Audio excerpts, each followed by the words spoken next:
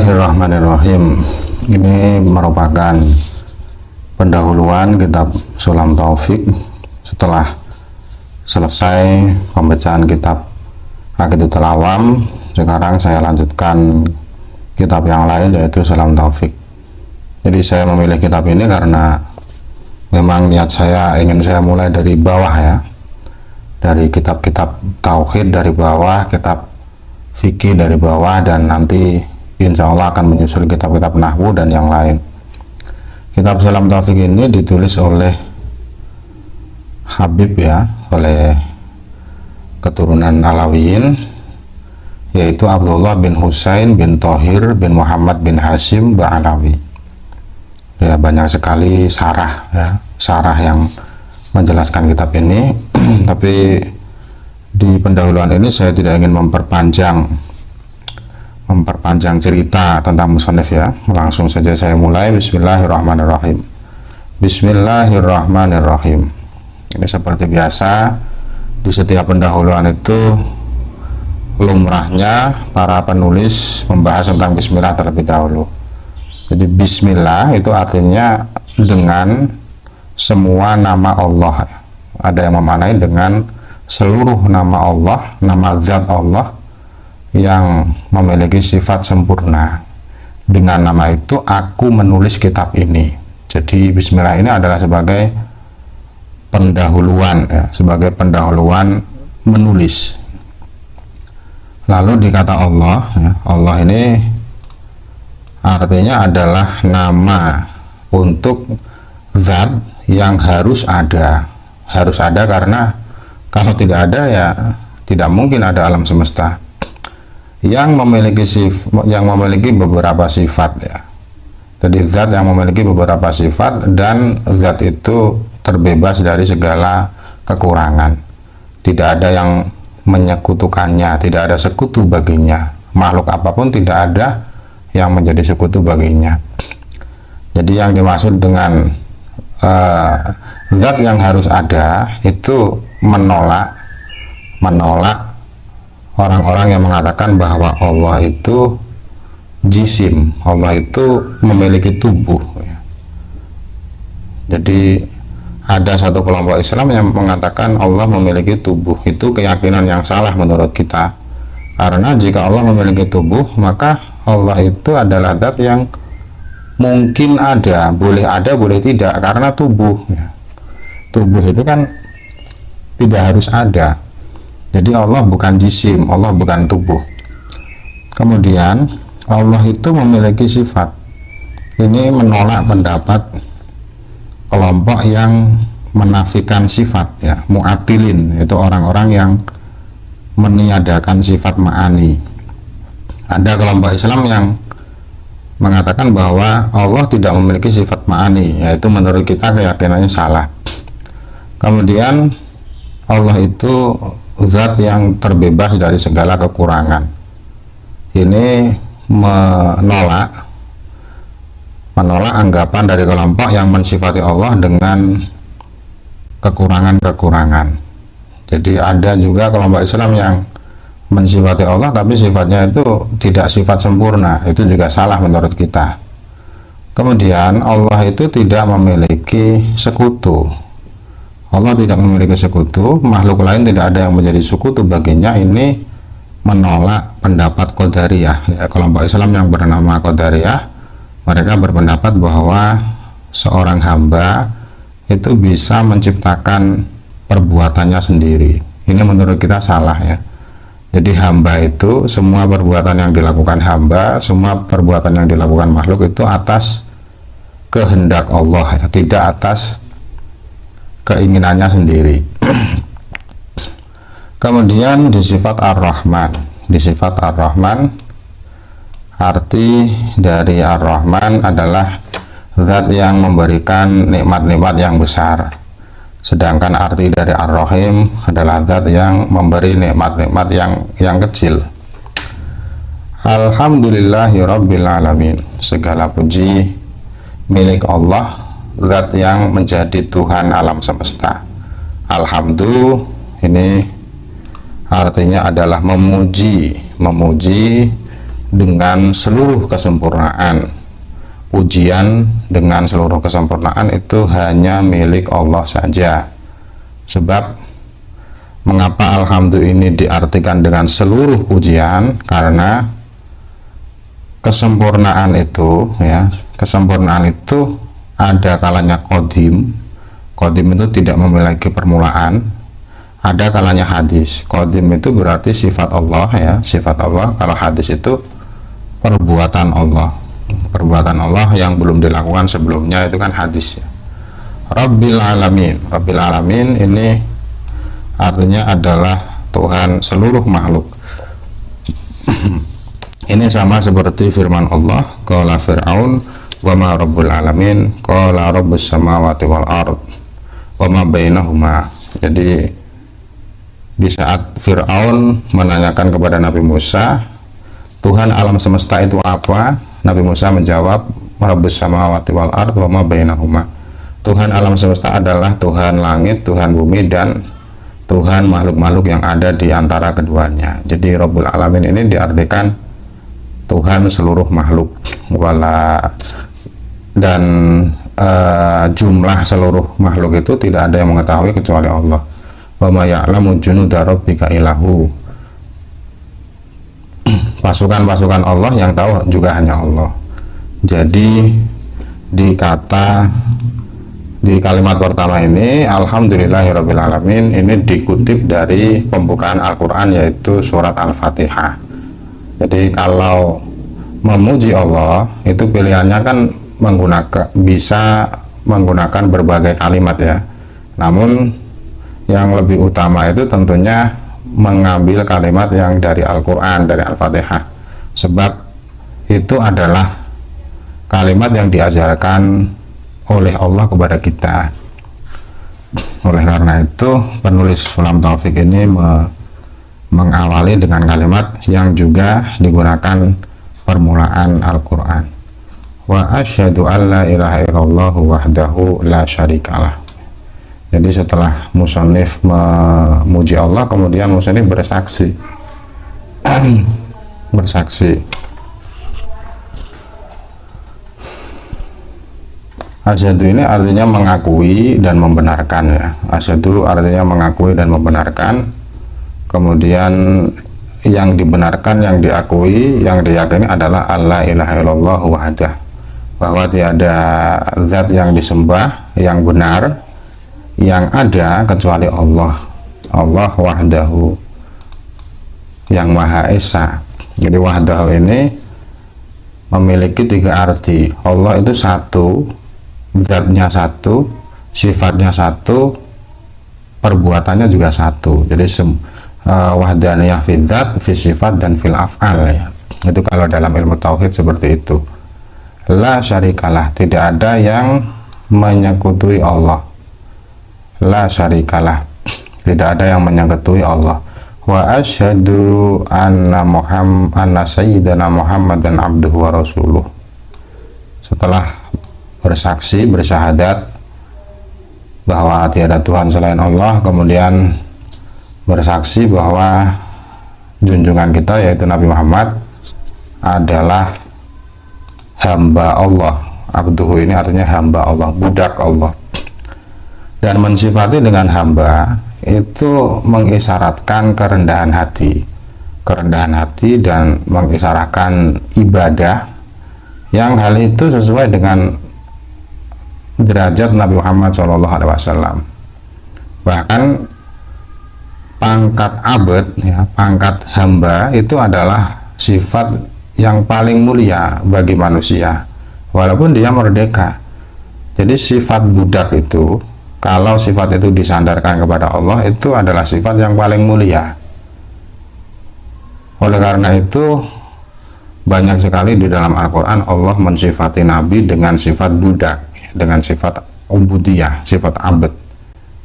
Di tempat-tempat yang mulia, di saat Allah menceritakan keistimewaan Nabi, justru Allah mensifati Nabi dengan abad. Contohnya misalkan ayat yang menjelaskan Isra Mi'raj, subhanalladzi asra bi 'abdihi, maha suci zat yang menjalankan budaknya. Ya, budaknya ini yang dimaksud Nabi. Contoh yang lain di ayat Tabarakalladzi nazalal furqana ala abdihi, Maha Suci Zat yang menurunkan Al-Quran kepada budaknya. Ada ayat lagi fa'auha ila abdihi ma'auha, Allah mewahyukan wahyunya kepada budaknya. Jadi di beberapa ayat ternyata Nabi tidak diberi sifat yang luar biasa, tapi sifat itu hanya budak Allah. Dan itu sifat itu justru adalah sifat yang paling tinggi. Dan mengidhofahkan lafadz abd pada dhamir itu lebih menguatkan lagi.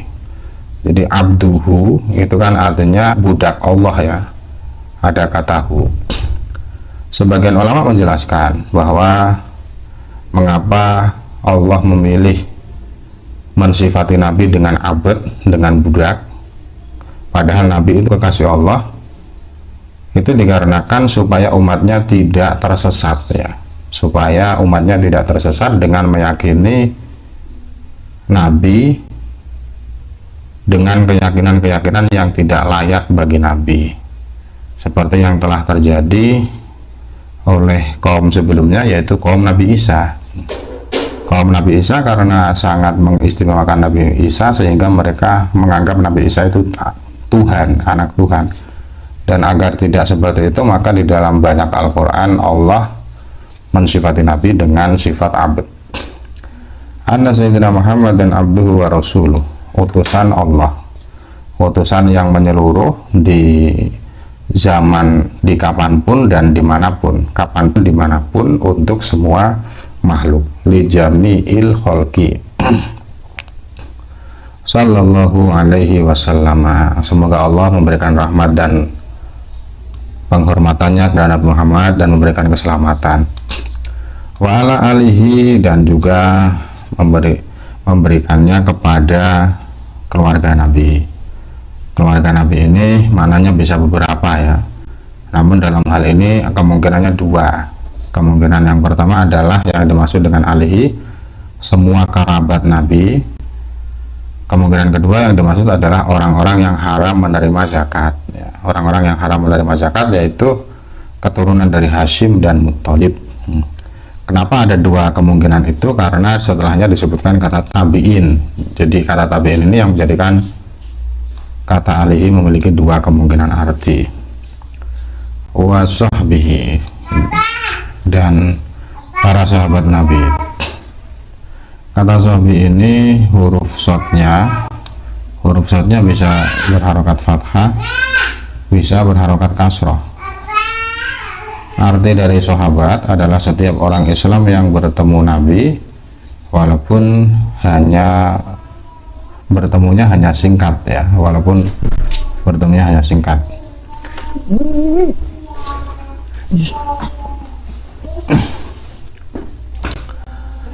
Kemudian wattabi'in, wasabihi wattabi'in, dan para orang-orang yang mengikuti sahabat.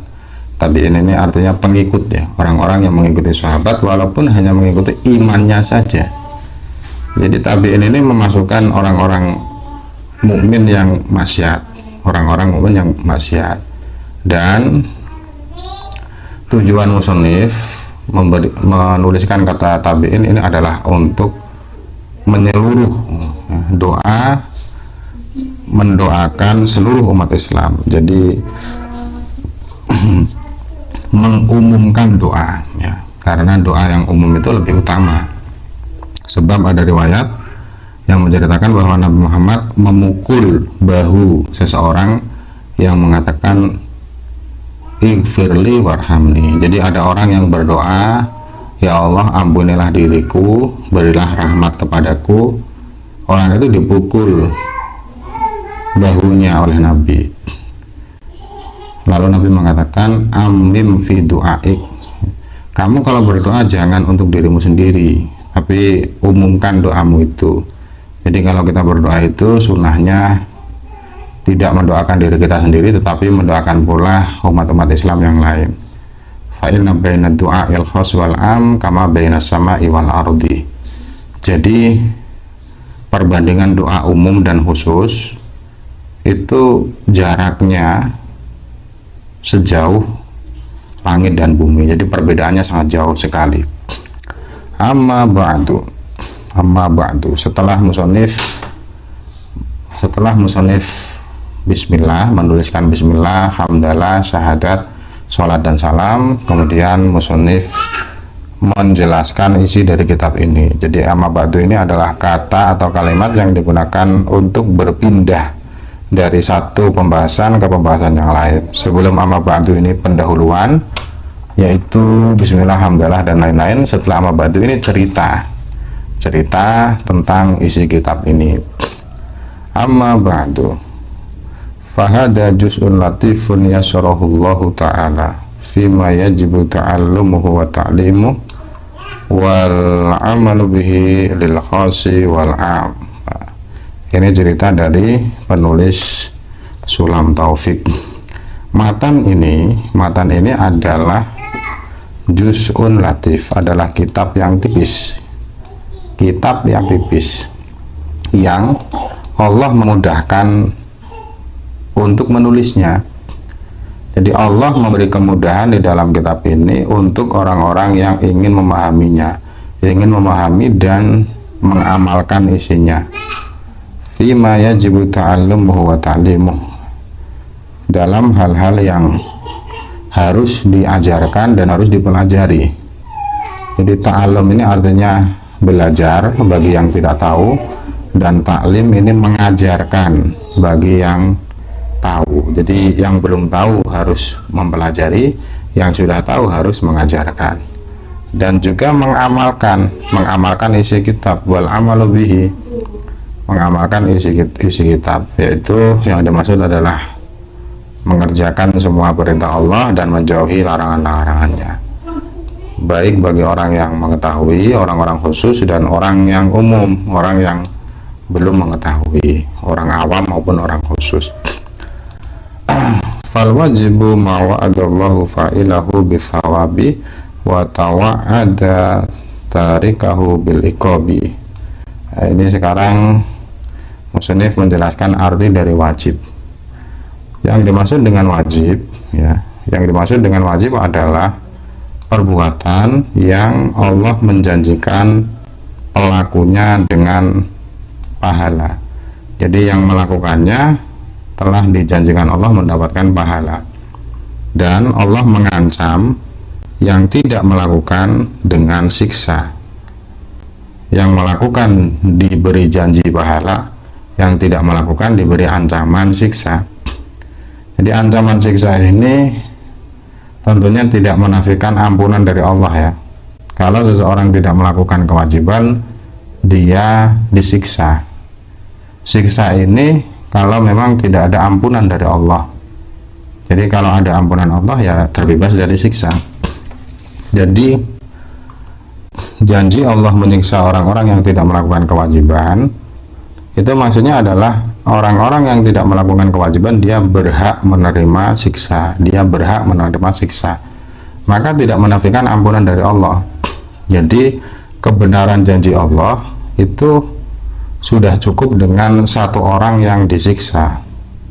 Ada beberapa orang yang bermaksiat, satu orang disiksa, yang lainnya diampuni ya. Itu bukan berarti Allah mengingkari janji, tapi menyiksa satu orang itu sudah cukup untuk membenarkan janji Allah yang menyiksa orang-orang yang tidak melakukan kewajiban. Karena maksud dari mendapatkan siksa itu adalah berhak disiksa. Jadi Allah berhak menyiksa orang-orang yang tidak melakukan kewajiban. Wasami'tuhu sulamat taufiq ila mahabbatillahi ala tahqiq. Aku menamai kitab ini dengan nama Sulam Taufik. Sulam itu tangga, taufik itu petunjuk Allah, bantuan dari Allah. Jadi Allah menciptakan ketaatan kepada seseorang, itu namanya taufik. Jadi terjemah mudahnya ya bantuan Allah. Jadi tangga mendapatkan tangga taufik ke tangga ke cintaan Allah dengan yakin. Alat tahqiq itu dengan yakin, jalan yang benar dengan yakin. As'alullah al-karima ay yaj'ala dzalika minhu wa lahu wa fihi wa ilaihi wa mujiban lil qurbi wa zulfa ladaihi. Ini kemudian doa dari musannif. Doa dari musannif bahwa musannif meminta Allah zat yang maha dermawan. Jadi al-karim ini maksudnya zat yang tidak bisa disifati dengan sifat pelit ya. Sifat pelit tidak bisa dinisbatkan kepadanya.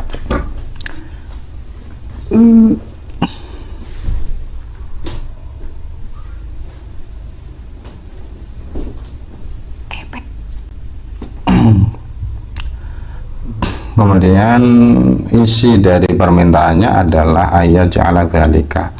Aku meminta kepada Allah agar Allah menjadikan kitab tipis ini, jadi dalik ini kembalinya ke juz'un latif ya, kembalinya ke juz'un latif. Ini musyarihnya juz'un latif. Aku meminta kepada Allah agar Allah menjadikan kitab tipis ini minhu. Ini 4 kata ini biasanya istilah tasawuf ya. Minhu, dari Allah. Jadi kitab ini semoga saya tulis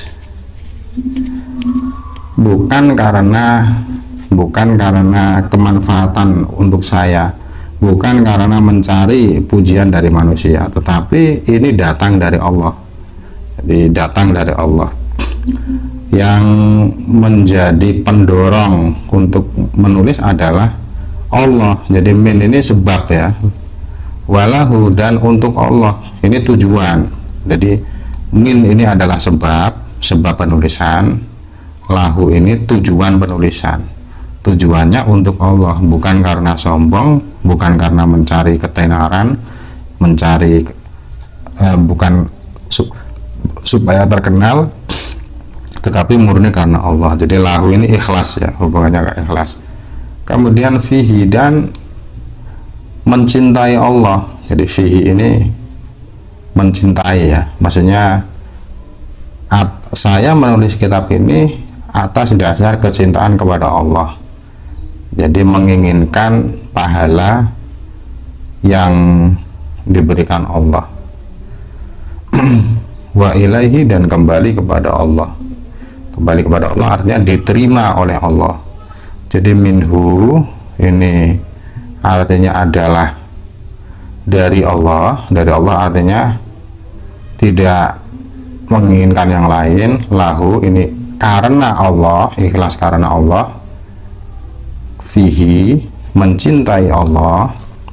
Mencintai Allah artinya mengharapkan Allah, mengharapkan imbalan dari Allah. Dan ilahi, kembali kepada Allah artinya diterima oleh Allah.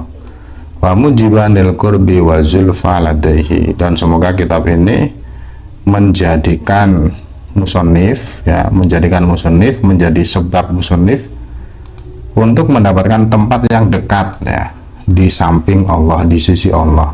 Di zulfa dan kurbi ini artinya sama, dekat ya. Jadi yang dimaksud dengan dekat adalah musannif berharap agar diberi tempat yang terbaik kelak di akhirat ya. Tempat yang terbaik, tempat yang tinggi di sisi Allah di hari kiamat. Wa aywafiqo man waqafa alaihi lil amal bimuqtadahu. Ini doa berikutnya. Musannif juga berdoa agar supaya Allah meluruskan atau membantu orang-orang yang membaca kitab ini. Di waqafa, kata waqafa kalau setelahnya huruf jarnya ala, ini artinya melihat ya, melihat atau membaca. Dalam kitab ini yang lebih pas membaca. Musannif berdoa agar orang-orang yang membaca kitab ini diberi taufik Allah, diberi bantuan Allah untuk mengamalkan isi kitab ini. Di kitab ini ya, seperti melakukan kewajiban dan meninggalkan keharaman-keharaman. Jadi al-amal bimuqtadahu ini adalah khusus untuk kewajiban-kewajiban dan keharaman ya. Tsumma tarakki bitawaddudi bin nawafili ya. Ini kurang fa. bin nawafili liyahuza hubbahu wa walahu. Jadi setelah mengamalkan kewajiban-kewajiban, setelah menghindari keharaman-keharaman, lalu naik lagi, levelnya naik. Jadi naik mencintai kesunahan-kesunahan. Jadi kewajibannya sudah selesai, kemudian naik tingkat lagi, suka melakukan kesunahan. Jadi nawafil ini adalah jamak dari nafilah ya, nafilah.